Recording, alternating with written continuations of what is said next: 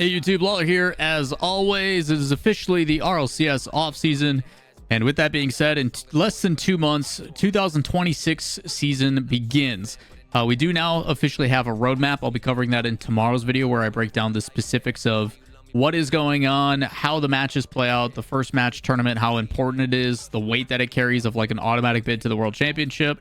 There's a lot of stuff on the line. We'll cover that in a future video. But today's video, we're going to talk about, now that it's officially the offseason, the gloves are off and the roster rumors are galore. We're going to talk about some old, some new, primarily just trying to encompass all roster related things that we know up to this point.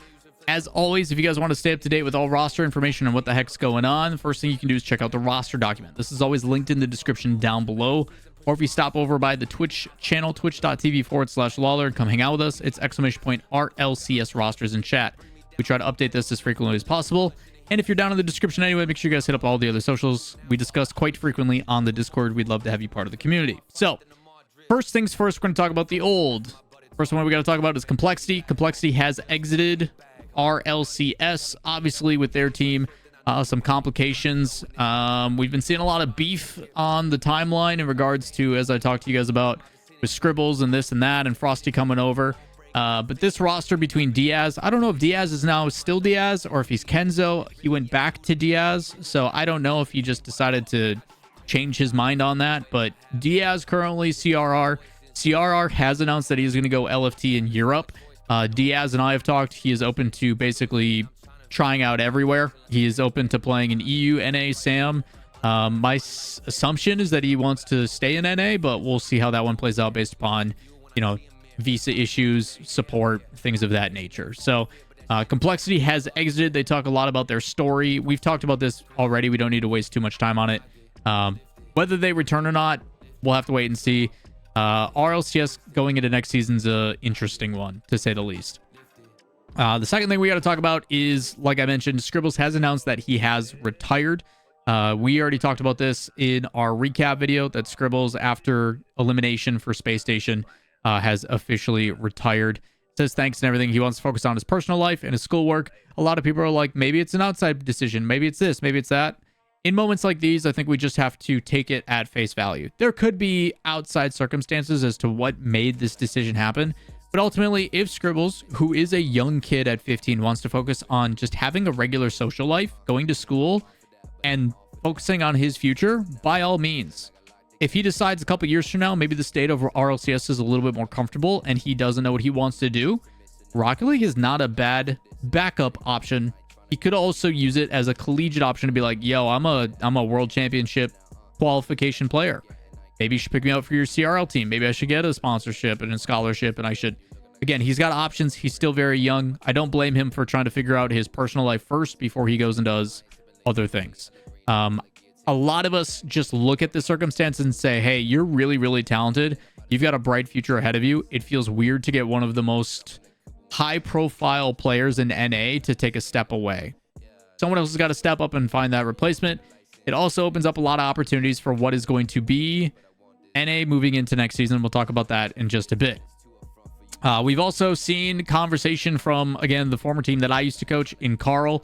I've told you guys previously, especially on stream, I'm unsure with what the future would be. We're still kind of waiting to have that conversation. We've still been waiting to see where things are going to go or how things are going to play out.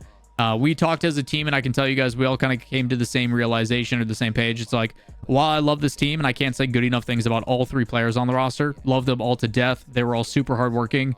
They're all very motivated, very eager to grind.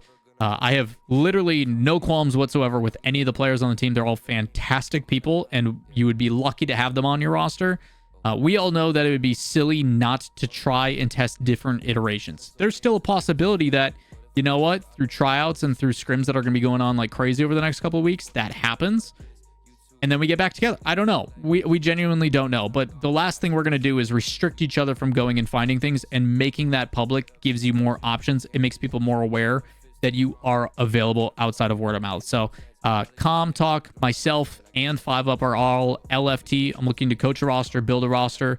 If you're an organization that happens to be watching this video, please reach out to me. I would love to talk and discuss options. The first rumor coming from Shift is that Ultimates, to nobody's surprise, is going to be entering free agency and expected to disband. This seems to be the general narrative of any team that First Killer is on. Most people believe that it is better to start over or find something new rather than build with what they have. That being said, we have seen extremely high highs from Ultimates, the highest being a second place finish at the first major. We've also seen very low lows. There is a big contrast to that. A lot of people are talking about LJ not looking like he once was. LJ is also on a very different team where he doesn't have to be the solo queue superstar to win games. He has two very talented teammates around him. So while people's stocks on LJ is low, I still think they should be very, very high. That being said, I think Chronic is probably the most sought-after player on that team, in my opinion. I think his leadership capabilities and his vocal capabilities are fantastic, and he's also really, really good. All three of these players, if they become free agents, are going to be exciting. I can tell you I've seen First Killer playing a lot with Kofer. I would not be surprised if Kofer and First Killer team with a third, whether that is LJ, whether that is Reveal, because Space Station no longer has Scribbles, opens up some possibilities. If I'm a betting man, I would expect a little bit of the Ultimates and a little bit of Space Station to make one new roster while the rest kind of figure things out. If it was up to me, it would probably be FK, Kofer, and Reveal.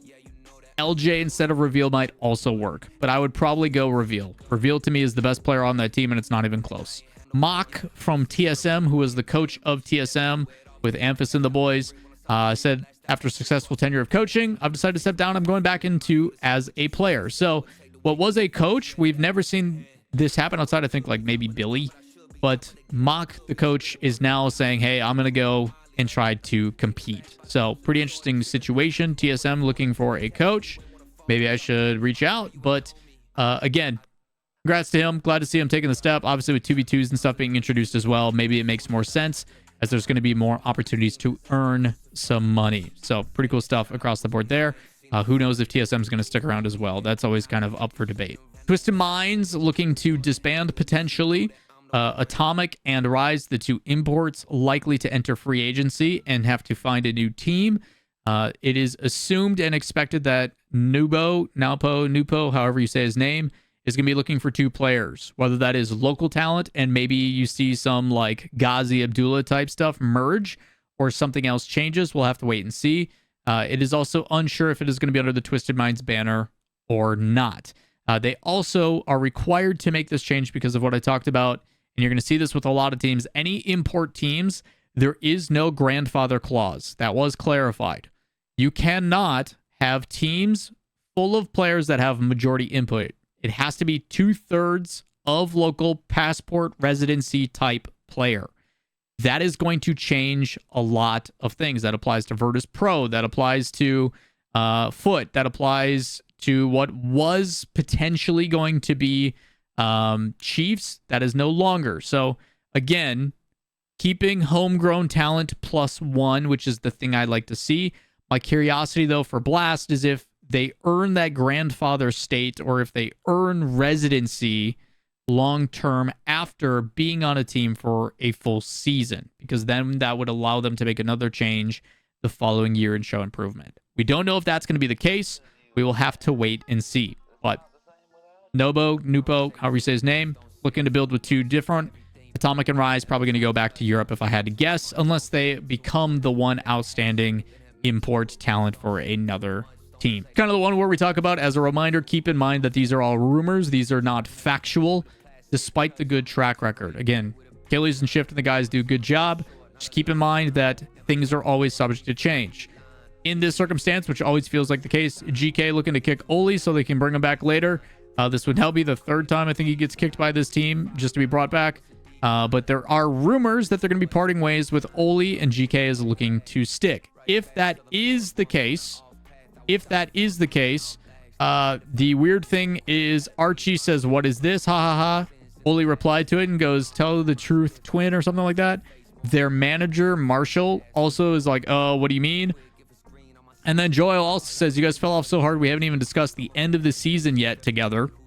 So, again, maybe Achilles is talking to ownership. Maybe Achilles is talking to high profile, but the fact that their manager chimes in too, maybe this is a ploy for PR. Maybe this is all part of the plan. This is also the organization that put out an April Fool's joke saying they were kicking two people the day after April Fool's. So who knows what's really going on with GK? We'll have to wait and see on how that one plays out. But ultimately, I would not be surprised. Oli was kind of if he was playing great, and that's the narrative I pushed, if he was playing great, the team looked incredible. If he looked off, they looked terrible.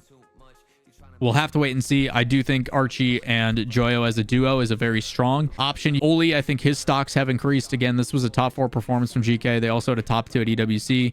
Oli's a good player, without a doubt. It's just his highs and lows. We got to bring that consistency. We'll see how it plays out, though. After Joyo tweeted what he did about the... we haven't even discussed things yet. Monkey Moon retweeted that, and then they put out this. It was pretty much in line with the timing. But Vitality expected to part ways with Monkey Moon. So Vitality also potentially looking to make a change. While I think Vitality is still good, and I know there's people in the comments that are like, hey, stocks on Vitality have been too high despite the results not being there. I mean, they consistent top forward. Obviously, World Championship fell a little bit short, but the conversation has always been there's too much overlap. With Zen and Monkey Moon on the same team, Exotic felt kind of awkward, so one of those two had to go to make it work. The big takeaway from all of these, and you're going to see more of that as we get through these announcements, is that pretty much all of EU is going to shake things up. It's what they do. Again, there is no loyalty. It is a must-win now type mentality. It is the business, and I would not be surprised if this is no different. What does that mean for Monkey Moon? Where does he go? Monkey Moon's still one of the best players in the world. I think he will find a very happy roster to bring him in. But if I'm also Monkey Moon, I'm going to be very picky and choosy. There has been conversations about him potentially choosing to retire. I don't foresee that happening. I think the guy still wants to win and still wants to grind. So we'll see how this one plays out. We'll keep you guys up to date as things become more solidified. The mates, Juicy Seiko expected to hit free agency. What does that mean? Obviously, you got the wonder kid in Eugen who made a massive impact for this team to get them to majors. And the rest, the difficulty though, is they still fell short. They still could not make it through when it mattered most. And it felt unfortunate. Like, it was frustrating to see such a talented roster that was making such a huge stride still fall short in the end. But that is the beauty of competition. There's nothing guaranteed in this. My assumption is they rebuild around Eugen. He is the young up-and-coming talent. Who they pair him with will be interesting. Again, if you've got some French players available, if you've got some veteran players together, imagine like a Eugen, Monkey Moon, Seiko. Like, that's not a bad team. What is it going to look like? I don't know. I can tell you, though, all these teams are going to be trying out. All of them are going to be doing some crazy type of scrims and warm-ups and things of that nature to figure out who the heck is where. But ultimately, it's going to go off a feeling. Like, until we see properly a few times for like a week or two of scrims, those guys will then go, hey, this feels the best, and then they lock it in. And then they also have to hope that buyouts and things like that aren't an issue. Because that's the one thing that we didn't mention about Vitality, is he's a restricted free agent. He's still under contract.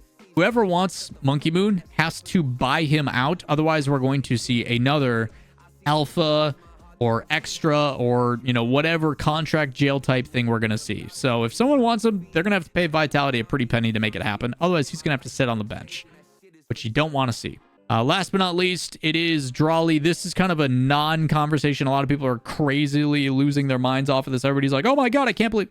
Ultimately, Drawley's contract's coming to an end date. His contract's about to expire, which makes him a free agent. Casey would be insane to not sign him again. So the assumption is, yeah, he'll become a free agent technically, but Casey's going to extend a contract extension and be like, hey, your contract's up. Let's renegotiate on what we think you should be paid. Done. I don't think we have to make a big deal out of this. So Drawley, although his contract's assumed to be ending soon, I expect Casey to re-sign him here in the next few days, just like Shift is saying, and then no problem. I would be very shocked to see Casey make some changes. I also don't know who they would change to make that team better, if I'm being honest. So they would have to take a pretty big risk and get rid of someone, and each one of those players has been extremely impactful at different times. So that being said, that is what I have right now for the current rumors and roster changes. I will tell you that there is going to be a whole lot more coming, whether that be today or later today. So if I do miss out on any and you guys do see them online, don't worry. I will have a more encompassing video. Let me know if you guys prefer just kind of it like this, where they're all at once, or as soon as they come out, you just want me to put out a video, even if it's a couple minutes. Let me know in the comments down below. If there's any other ones you guys have heard, don't be afraid to make them public. But with that being said, as always, if you guys enjoy the content, like, subscribe, notifications, updates on the 2026 season, as well as FIFA E qualifier information coming out soon. If you want to make sure you don't miss it, like, subscribe, notifications. We'll see you in the next one. Peace. I'm flying through phases, 1 second popping, the next I be anxious. I'm flying through pages, 1 second lonely, the next full of faces. I'm flying through places, 1 second dancing with devils is dangerous. I'm flying through phases.